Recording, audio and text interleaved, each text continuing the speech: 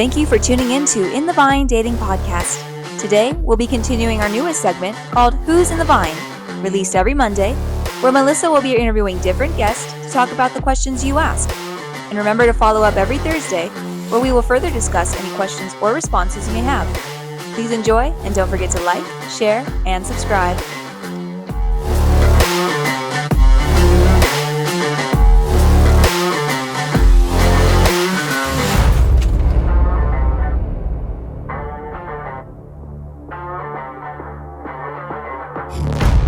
Buenas, buenas. It's your favorite tias.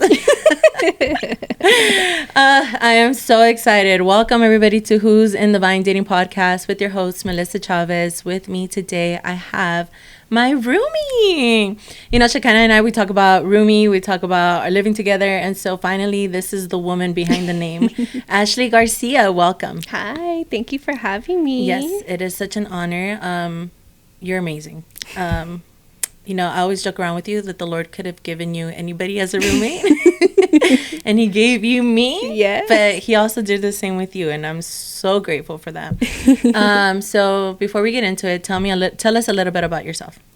Yes. I'm Ashley. I'm 25 years old. She's like a little sister to me. Yeah. Like, it's just the little sister I always wanted. I was born in the Valley, and I moved out to the Antelope Valley when I was 4 years old and been a resident since. Crazy. I currently am in the church. I do serve for the little lambs at church as their teacher, so it's definitely an honor. Right now, I am currently working in finance, have a big thing going on there, and overall, I'm just chill, and I like to cook, go to the gym. Praise God. Yeah. I love that she loves to cook. You have no idea what a blessing that's been to me. When I was getting my degrees, I would be stressed to the max. And Ashley would be like, hey, I made you dinner. And so, like, you know, weeping, crying over my books and all that. So, very appreciative. So, besides you being amazing and being awesome, I think you have such a spectacular testimony. As I always tell you, your testimony is after that of Jesus and his testimony of resurrection life. I mean, hello. Yes. The best testimony. Yes. You have my most favorite testimony because you literally left it all to follow Christ. And not a lot of people would be down to do that. And not in the capacity that you did. And I think that deserves a lot of honor. You are just an anomaly. You are just like, where did you come from? You know? So, with that being said, I do remember that you had started coming to the church for a little bit. We were at the church on Division, and you and your cousin showed up and your family. And it was like this whole herd of people just, I don't know where did these people come from? And you came in with your little tight little bun and you were studying makeup. And all of a sudden you were nowhere to be found. Tell us a little bit about that whole scenario. Yes. So I did come into the church in 2016. You were how old? I was 17. No. Yeah. No way. 17. Dude, that's a trip. Okay. Yeah, I was 17. I was still in high school. How cute. Yeah. I was 17. Yeah, I was still in high school. And I'm tripping now. I know. I'm tripping now. Okay. I was so young. Eventually, what happened was I started mentoring with Pastor Adriana, and stuff got picked up. Like, we always, every time Pastor Adriana's name comes up, we always say she read our mail. Yeah. The Lord snitched me out. That's what happened. The Lord snitches everyone else, snitches me out. So I was in a relationship. I was with my first boyfriend, and unfortunately, you know, I was in sin. It was not a good relationship that it should be in, but unfortunately I didn't listen, and I believe like that was the best of the best. And that was the best boyfriend you would ever get. Exactly. Which is crazy because when you tell me about Homeboy, I'm like, oh my goodness. Yeah. So unfortunately I didn't want to surrender that. So the end result was me leaving the church and going my own way. Yeah. And so as you've mentioned before, that during that time though, even though you weren't going to the church, you still maintain a relationship with God. Yes. Obviously I had a heart for the Lord. Especially too going in 2016, it was a deeper church. It was beautiful, operating in the prophetic, hearing the tongues. It was beautiful. It was even familiar at one point when I was a little girl and my mom would get prayed for. So that obviously still planted a seed in me, and I would still maintain that relation, pray to God every day. I wasn't under a covering though, and I knew like I was desiring a covering community, learning about Jesus and the Word in a deep, profound way. So during that time, things started changing. My love started to change, and I started to feel empty and void. And even though I had like the boyfriend, the relationship, I wasn't fulfilled. I felt so empty, if anything. And throughout that time, I would pray and ask the Lord, where do you want me to go to church? He would say greater works. And at first I would say no. And there was even a point where I was kind of considering like, okay, maybe. And then I would have an enemy gave me a dream that my pastor, she didn't want me and she was mean to me. So I'll be like, no, they don't want me. Which other people in the church have had those kind of dreams. It's just crazy. Yeah. So eventually in January of 2018, I was again praying and the Lord started saying greater works. And I was like, okay, like, yeah, I think it's time to go home. Yeah. And my cousins reached out to me. We had a day that we hung out and my cousin ministered to me and invited me to church on a Sunday. And I went and there was a guest speaker there preaching. And I just knew like, this is where I'm supposed to be. That's awesome. And even the end, the most beautiful part was I was leaving church and me and Pastor Adriana encountered each other and she said, hi. And she's like, come back. And obviously the dream, it was complete opposite. Yeah. She wanted me to come back. Yeah. Okay, so you said something so profound about how you started feeling empty and void, right? And I think a lot of single women right now, and men, because it happens to men too, they're willing to, a lot of people that I met at church walked away because they found somebody. And it's crazy because that's what the enemy does, right? He gives us these illusions. Like, that's been one of my number one prayers these past few days is, Lord, like, help me get rid of my illusions and pursue only that which is true. And so what was true for you was what you were leaving behind. But you were still keeping yourself in a place where the Lord could minister to you, right? And so I honestly even respect the fact that you walked away knowing that you weren't ready for it. Other people would have stayed and played like the double life, So I think that's extremely profound. The fact that, the Lord started allowing you to peel back the layers and show you like, hey, what you have here is not good. So when you left him, when did you start to realize like, I deserved better? I was halfway in the relationship. I noticed one day, I was like, I don't feel the love that I feel towards this person. But I right away covered it like, well, eventually you get comfortable. That's what normal relationships are. Yeah. So you get complacent, stagnant. Yeah. So that's when I started to feel the shift that things were changing. Yeah, that makes total sense. So then you started feeling the call and you start you start coming back to church. And and then a few months into church, I think it was, and all of a sudden you get some news from your family, and the news was that they were moving. And so you were 19, right? You were 19 at this point, so you were living with your parents, rightfully so. And that was all you've ever known, right? Living with your parents. And so you had just come back to the church, and of course now you get this like ranch in your plans. So what was your initial thought? Like, what did you decide in that moment? Well, maybe not in that moment, but during that time. Yeah. So obviously in that process, I gave my life to the Lord, left the relationship, started getting on fire for the Lord. And then bam, my parents' family always talked about moving. So at first I didn't take it serious. Yeah, I remember you saying that. I didn't take it serious, but it was legit serious this time. I was like, oh my goodness. But my heart wanted to stay. And I knew I was of age that I can genuinely make life decisions for myself. So I remember that day where the house was already packed, the house sold. I had all my stuff in my car and I didn't even know where to go. And I told my parents, I said, I'm going to stay behind. I'm going to stay out here. Like, I'm going to pursue what I want for my life. And I wanted to pursue the Lord and be on fire. So I drove my car to my cousin's house and I stayed with them for about a month, and that was fun. Yeah, I'm sure that house is like a whole party scene. Yes. just with them hanging out, like it's crazy. Yeah, and it was cute. I slept in my cousin's room in a little cushion thing, and she had her son, and in the mornings her son would just belly flop on me, Superman on me. It was so cute.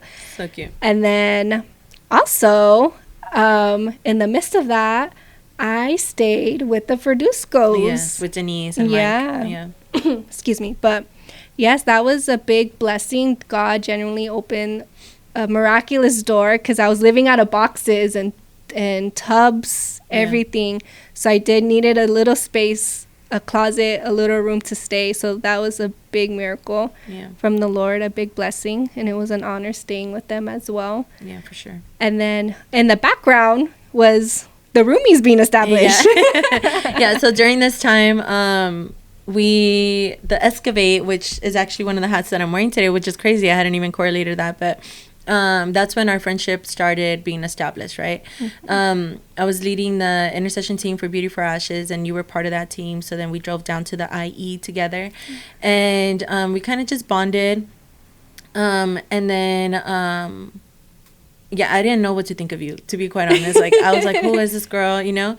And then a few weeks later, Pastor Adriana was like, hey, I know that, because she kind of had just hit me up, and she was like, when I move out there, we're moving in together. And I was like, yeah, sure. Now we should queen. She kind of don't play. She don't play. Yeah, she don't play. So then she started hitting me up, and so I started looking for apartments, and you came with me. And then I was just like, okay, this is weird.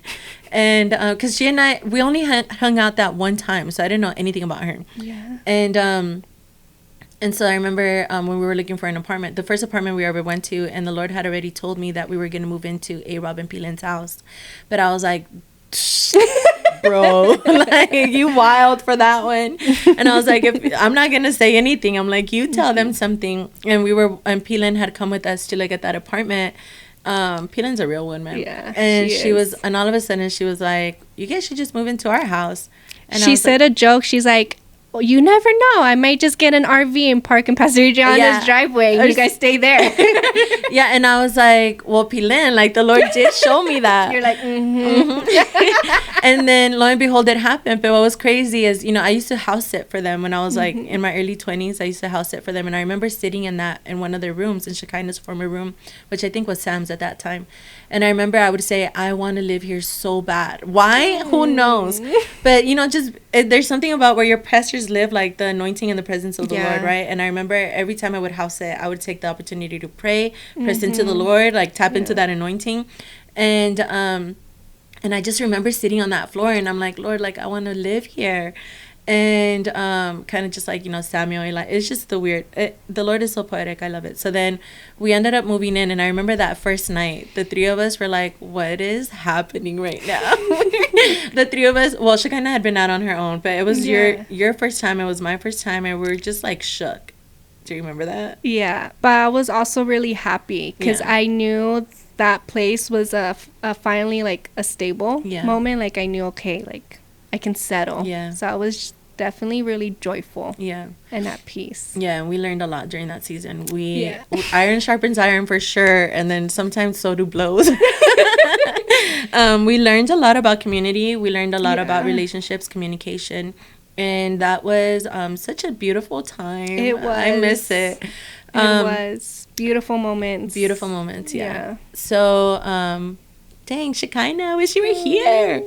Anyway, so we can literally have a whole episode of what went down in that house. For sure. Down to Anthony and the freaking I don't want to say names. I'm not going to. I mean, I already said that dude's name, but whatever. We'll bleep it out. Yeah. It's okay. I don't even know if he cares. But anyway, so moving forward, right? So you're moving there, you're living there, and all of a sudden, like, you get to start experiencing God in a whole new, tangible way, right? And you start, and at this time, you're working at McDonald's, so minimum wage. Yeah. But you moved up there. So tell us a little bit about that journey where you're finally getting established. Like, what did the Lord teach you during that time? In that time, the Lord really revealed himself to me as provider. Yeah. He definitely did miracles for me. It obviously financially it was very hard at times, and I would cry. I would say, Lord, like, you put me here. Yeah. Like, you called me to this, so I expect you to move and provide for me. I need A, B, and C, and of course he definitely provided a lot of miracles, and also too, I learned strength from him. If anything, I learned strength to keep moving and keep going, because even though we're living on our own and it was a struggle, it's not meant for us to stay there. So I definitely was strengthened beyond measures. Even the process, I did not stay at McDonald's. The Lord opened the door for me to go work for the bank. And that stuff was a huge blessing. And that was a seed planted for what I'm actually going to be doing now in finance. But yes, the Lord definitely showed me his strength. He brought so much healing to me through the power of community and the power of my roommates. I thank the Lord for them, because, you know, back then I was very, very passive, very reserved, and it's still kind of there, but I seen a growth in myself, and it was because of my roommates that the Lord placed in my life to bring healing.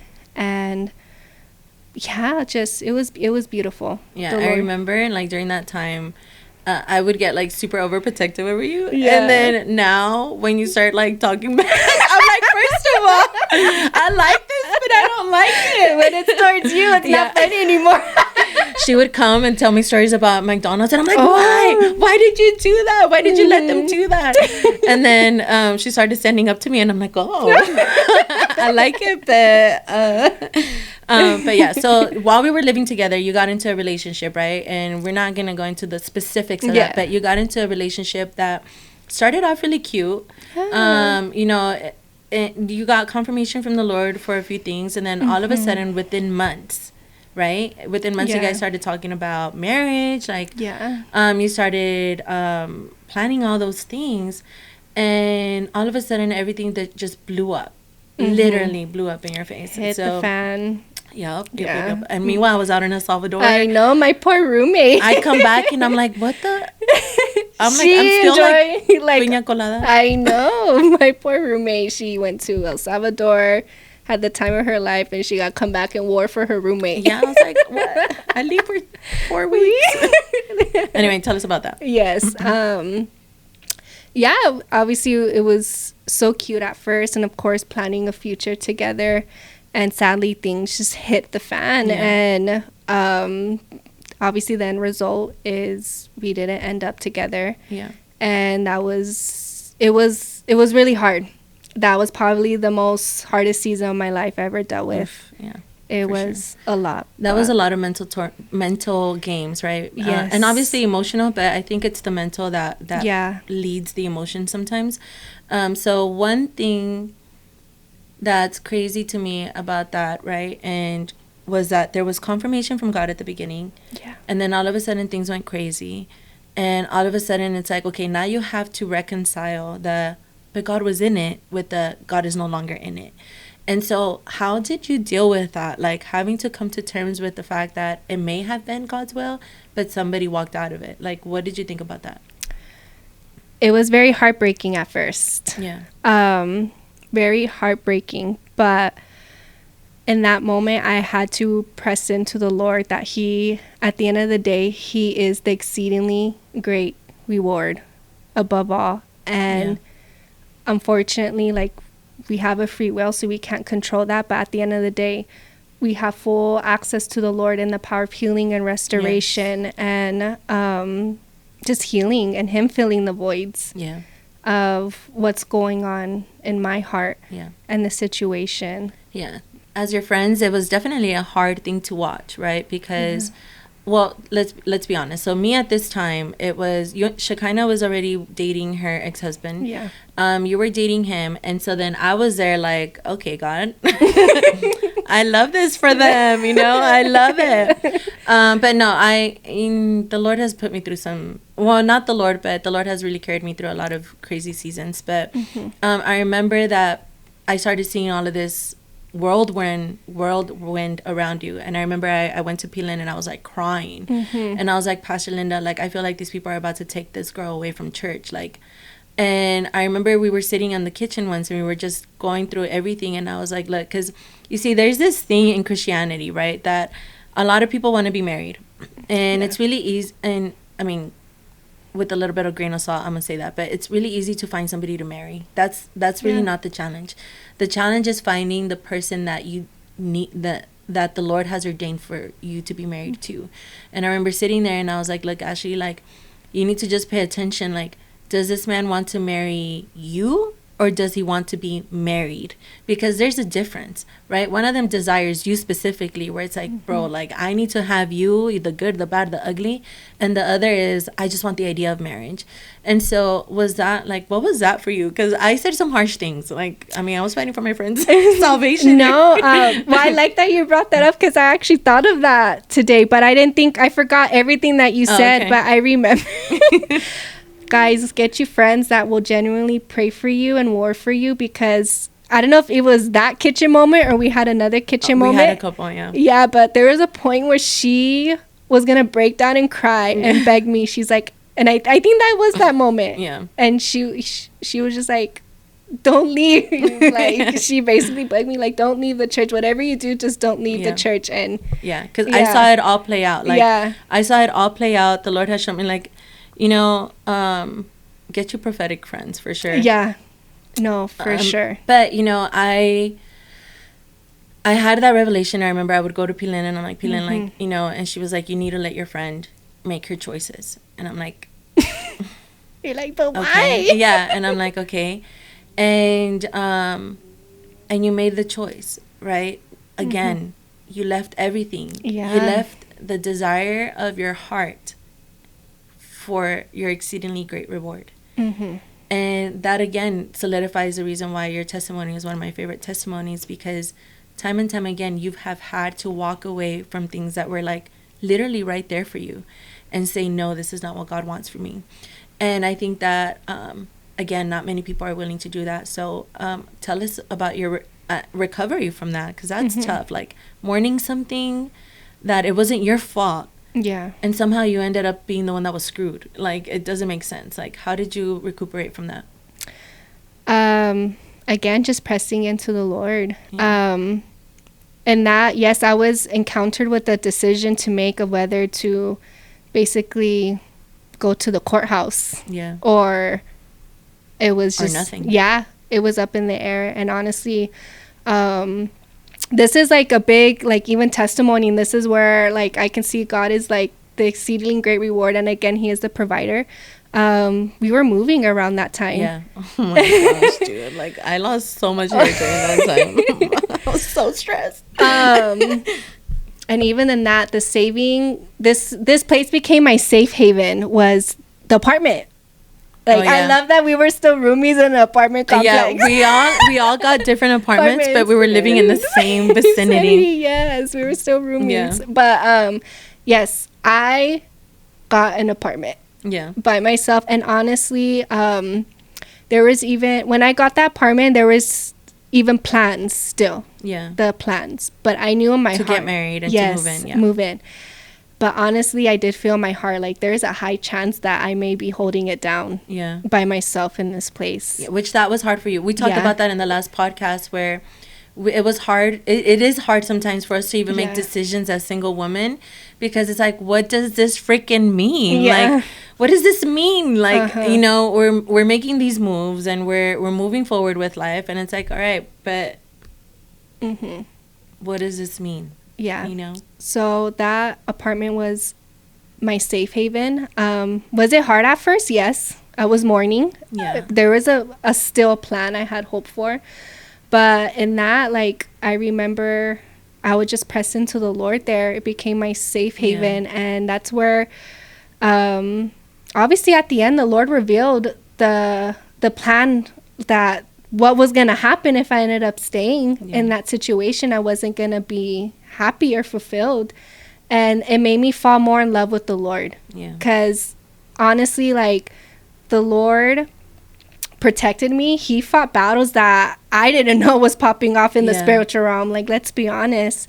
And even in the midst of turmoil, he still led me. He was with me and provided for me and gave me an apartment. Like, I'm telling you, like, the Lord, which it doesn't, you know, to others it may not seem like that big of a deal, but if people just knew the kind of stuff, right, that we had to endure emotionally, physically, financially, like all the things that God just came through in every single way. And that, like, literally, we, you know, being single, obviously, you know, we desire the husband, we desire the relationship, but I think that's what keeps us moving forward is the fact that God has never left us nor forsaken us. You know, as Isaiah 54 says, I know that that's a really dear scripture to you as well. Like, your maker is your husband. And so at the end of the day, it's that, even G Mama said it in her interview, that it's that standard that we're just not willing to let go of, right? And we hope that nobody ever has to let go for us. And so it gets really easy to want to compromise. Like, I know that for you, during that time, you almost compromised. You compromised the desire of your heart of, like, a big, maybe not a huge wedding, but a wedding, wearing that dress. Like, you almost compromised that, and you almost compromised even your independence, per se, right? To move in. And it's just crazy to me how much we're willing to let go of these things, right? But God, like, that's what, when you commit yourself to the Lord and you really wholeheartedly, I'm not saying that you don't make mistakes, right? Because we've done a few mistakes. But when a heart truly is pure after God, right? Not perfect, pure. Then God can move and close the doors that deserve to be closed and open the doors that need to be opened. And it wasn't long before you found out that homeboy had wifed up somebody else and done the things, and, you know, and that to me is, it just reminds me of that what I told you. It's like, does he want you or does he want to be married? And so you found that out, right? And did that mess with your head? Like, I missed an opportunity, or thank God that wasn't me? Like, how did you process that? When I had received the news, it broke my heart. It kind of made me question, well, what did I do wrong? Like, why not me? Exactly. And obviously, like, we don't know behind closed doors. And I remember there was a moment where I cried out and I said, God, like, I don't understand. Like, I'm doing A, B, and C to heal from this, and all of a sudden, just happily ever after. For the other person. And I remember the Lord vividly spoke to me, and he was like, exactly. You're doing everything right. And right as in, like, I'm healing. I'm trying to heal as much as I can. I'm coming back to myself. I'm being, again, back reestablished to what I want. And everything. And I remember I felt peace, like, okay, like, I am at peace knowing that I am doing the right thing. And rightfully so. It's like, you know, when we talked about that one time where I was leaving, like, the doctor's office, and I was, like, on crutches, and I was, like, crutching all the way to the freaking car, and I was, like, in tears. Because usually, you know, we get it done. Like, women, we get it done, whatever. But this time I was exhausted. I was tired. My soul was so weary. And I remember I told the Lord, I'm like, God, like, if I just had a man with me right now, he could bring the car around. Little things like that, right? And so then the Lord told me, literally in, like, a snap vision, the Lord showed me all the successes that I've had. And he was like, if I would have given you the desire or if I would have fulfilled that desire when you first asked for it, you would have never discovered the person that you are today. And I start weeping, right? I'm, like, crying because the kind of victories that you and I have had, that Shekinah has had, like, they are some things that people will never know, right? But the Lord knows, and only He knows the kind of sacrifices that single people go through. Everybody that, like, married, unmarried, like, only there's certain things that we go through that only God knows, and somehow, some way, He brings in the vindication and the redemption from that, right? And so now you went through all of that. You started healing. We moved into Marta's house, which that was so much fun. We learned oh my God. Like, I tell you guys, like, there's people that know me, okay? Like, there's people that know Ashley, but nobody, except for Caitlin. I always say Caitlin knows me pretty well, but nobody knows me the way that this girl knows me. Like, nobody knows me. And so that was a whole season, right? 6 months. And then all of a sudden, or like, was it 6 months? I think 8. 8 months. Okay. 8 months, yeah. And then all of a sudden, again, the Lord speaks to me about moving. And I was like, Ashley, we're done here. Like, wrap it up, baby girl. We're leaving. And we start, we buy a house together. My investment partner, you become. And now we're here. But from that, right? It's astounding to me because you were dating that guy, your first boyfriend, and you're like, nothing's ever gonna get better than this. And you were working at McDonald's, and I always love to share that you used to work at McDonald's because everybody's like, it carries such a taboo. And so and then you moved to Bank of America, and so I know that was challenging for you too, to believe that you deserve that position. Just even the applications, that was a whole like identity thing that you had to break through. And then the Lord blessed you in that. Like, you were doing amazing, giving the amazing referrals, like, giving you favor. And hell was breaking out, by the way. Hell was breaking out for her in Bank of America. Relational and all that stupid stuff. And she still thrived, right? Yeah. I'm like, right? She still thrived, and she had so much favor on her, and it's amazing. And one thing that Ashley always does, like, she always brings me like into reality. So I'm like complaining about things, and I'm just like, dude, like, this happens, and she's like, well, have you prayed about it? And I'm like, shut up, like, how dare you bring in some reasoning, right? And she does that. Like, she would always be like, I was driving down, I was praying for my coworkers, and I was like, bro, I was praying that I wouldn't kill my coworkers. All right, not that intense, but and so you've always had that, right? And I know that in this season we're talking a lot about servanthood, and you have that. Like, you have such a servant's heart, and it doesn't look the same as others, but you have, like, the way that you serve and the heart that you have for people it's people mistake it's not passive for weakness, but people mistake your passiveness for weakness. When in reality, it's compassion, and it's your mercy, and it's your grace, and that's your strength. Yeah. Because you really have learned to hear people and understand what's going on in their heart of hearts. So, I just wanted to cover that really quick before we move into this part of life where we're at right now. And so, tell me, so you started transitioning from Bank of America, and all of a sudden something started waking up inside of you, and you decided that you wanted to be a financial advisor. Yeah. And that happened because you were going down to the valley to support Santa Clarita, to support Pastor Adriana. Yeah. And so tell us about that whole God encounter. Yeah, so there was I remember at church, they advertised that Pastor Adriana was preaching down in San Fernando for the business women of God. And I had the day off from Bank of America, and I said, I'm going to go support my pastor. So I went, and I remember Rosie, she had the new people stand up and introduce themselves. And so I stand up, and what do you do? What kind of business? So I was like, well, I'm Ashley. I currently work for the bank, and I'm soon going to be transitioning to be a financial advisor. And someone, I'm going to keep it confidential. But someone ran up to me, and they were like, do you work for the bank? Are you trying to be a financial advisor? And I was like, yeah. So we exchanged information, and she talked to me about the life of being a financial advisor and everything. And I was praying, and God gave me clear confirmation that that's where he wants me, and went through the process, and I am currently on a journey. Yeah. To become, and Yes. I hitched my wagon to the right person. Let me just tell you that. Yes. I'm just so excited, and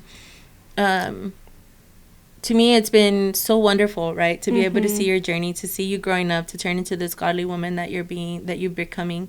And I love to see the way that you just surrender yourself to the Lord. And I think that is one of the biggest things that I wanted to highlight about your story and about your testimony is, a lot of us, we're really showy, and we're like, oh, we're doing this, we're doing that, and not on purpose. It's just our character, us passionate people, like loud, passionate people.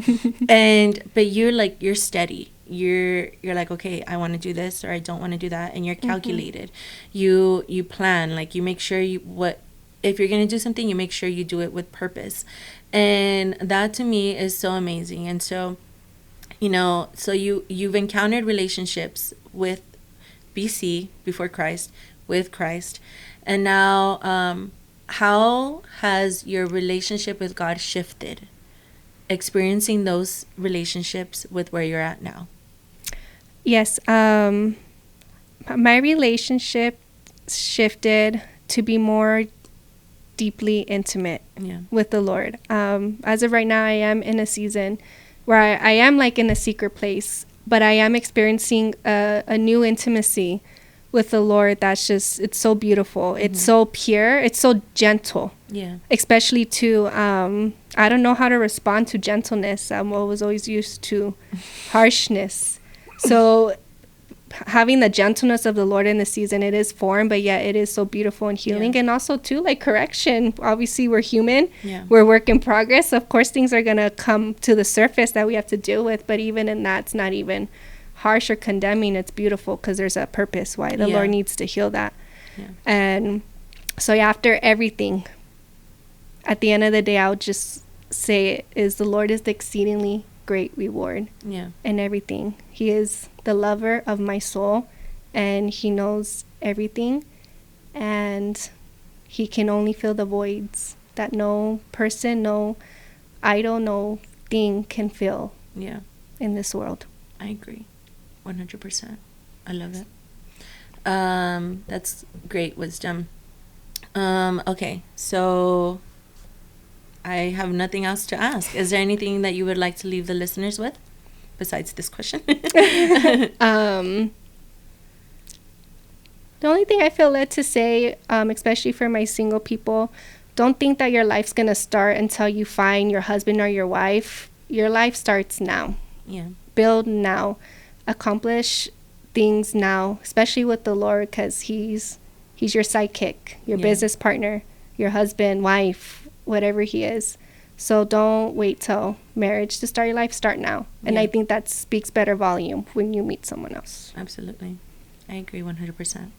All right, Ashley, thank you so much for joining us. You are amazing, as I always... Well, I don't know if that I always say that, but because sometimes, girl, no, I'm kidding. But you're amazing, and I love you, and I'm so grateful for your life. So as always, pray for your single friends, because it's hard out here. Bye, y'all. Bye.